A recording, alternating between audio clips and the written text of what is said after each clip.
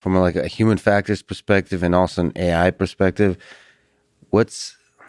how difficult, so there's like, when there's two people, there's also a third person that's the AI part, the some level of automation, like autopilot maybe even. That's correct. Maybe you can kind of talk about the psychology of, like, you said, making decisions really quick, 80%. How do you deal with another brain working with you? And then also the automation. Is there an interesting interplay that you get to learn? And also, as that changed throughout your career, I imagine it gotten better in terms of the automation, or perhaps not. Well, I can tell you. So that let's. Sorry, there's a bunch of start. questions. This is good. This is good, and this is I'm enjoying this because now we actually get to talk about something other than a Tic Tac. So, so let's start with the A6. The A6 was really an analog airplane that was built in the '60s.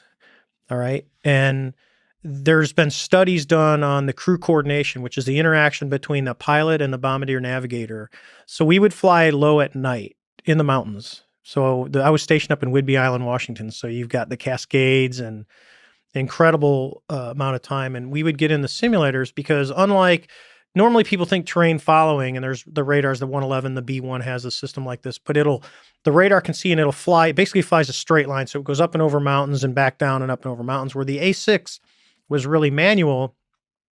So you do this low-level routes where you're gonna fly in the mountains at night. You're gonna be at 500 to 1,000 feet above the ground, ripping through like fog layers because you don't need to see outside. You're literally flying a little TV screen and a radar. What are you looking at most of the time? So you just as a screen. It's this really primitive.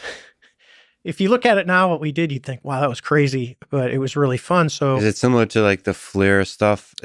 No. This thing is totally radar based. Now the airplane had a FLIR ball, it's a target recognition and multi-sensor. It was called a tram.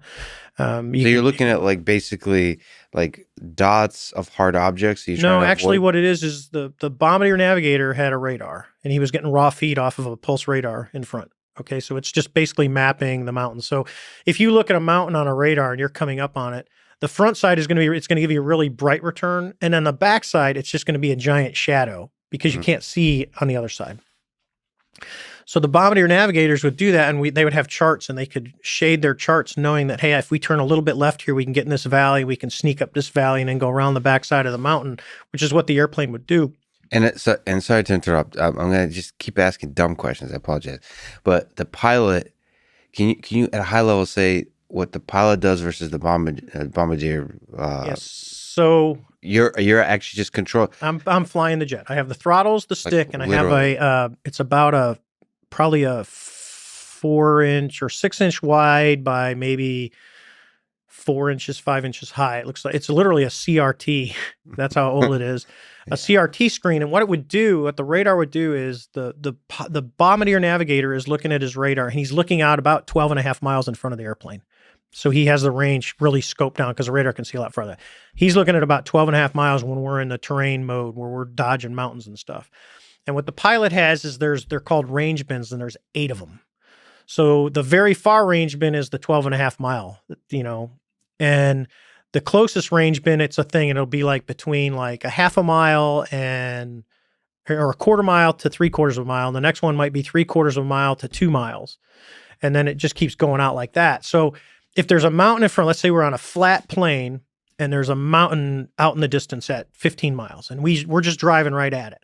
So when we get to the point where it hits 12.5 miles where the radar is going to see it on his scope, my range bin for that would pop up and it would show like a big bump, like a mountain. Mm-hmm.